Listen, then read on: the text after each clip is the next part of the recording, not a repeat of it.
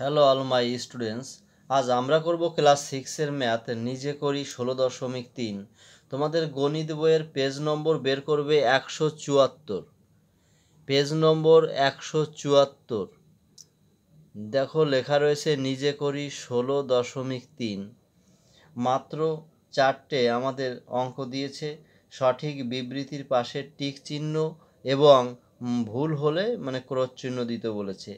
এবার এই যে 4টে প্রশ্ন, এগুলো আমি নিচে করেছি। এর আগে কতগুলো প্রশ্ন এবং উত্তর আমি লিখেছি, সেইগুলো তোমরা খাতা এবং পেন বের করে সুন্দর করে লিখে রাখো। দেখো 1 নম্বরে কি বলা হয়েছে। 1 নম্বরে বলা হয়েছে 1 2 3 4 ডট ডট এই সংখ্যাগুলিকে গণনার সংখ্যা বা স্বাভাবিক সংখ্যা বলা হয়। লিখে রাখো খাতায়। 2 নম্বরে বলা হয়েছে সবচেয়ে ছোট স্বাভাবিক সংখ্যা ড্যাশ, লিখবে 1।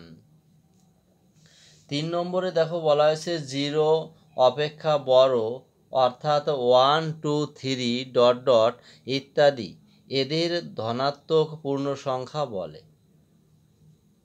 4 নম্বরে বলা হয়েছে আবার 0 অপেক্ষা ছোট, অর্থাৎ -1 -2 -3 ডট ডট ইত্যাদি এদের ঋণাত্মক পূর্ণ সংখ্যা বলা হয়। 5 নম্বরে বলা হয়েছে 0 ধনাত্মক বা ঋণাত্মক সংখ্যা নয়, কিন্তু পূর্ণ সংখ্যা।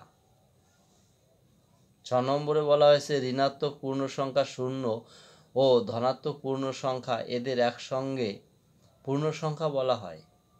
7 নম্বরে বলা হয়েছে 0 ও ধনাত্মক পূর্ণ সংখ্যাগুলিকে অখণ্ড সংখ্যা বলে।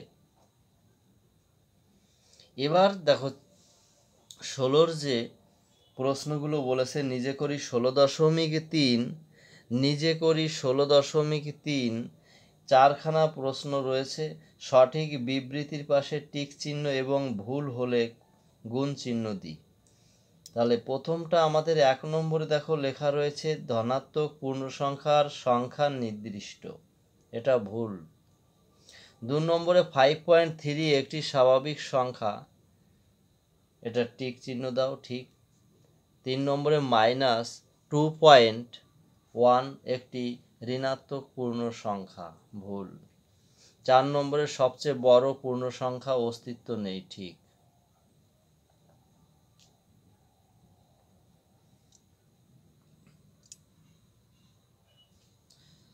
তাহলে আমরা এর পরবর্তী ভিডিওতে কষে দেখি 16.2 করব।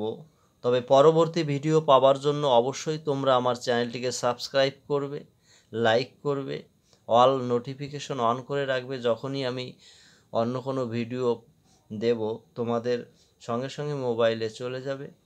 এই জন্য অল নোটিফিকেশনটা অন করে রাখবে। সমস্ত বন্ধুবান্ধবদের মধ্যে শেয়ার করবে, লাইক করবে, ঠিক আছে।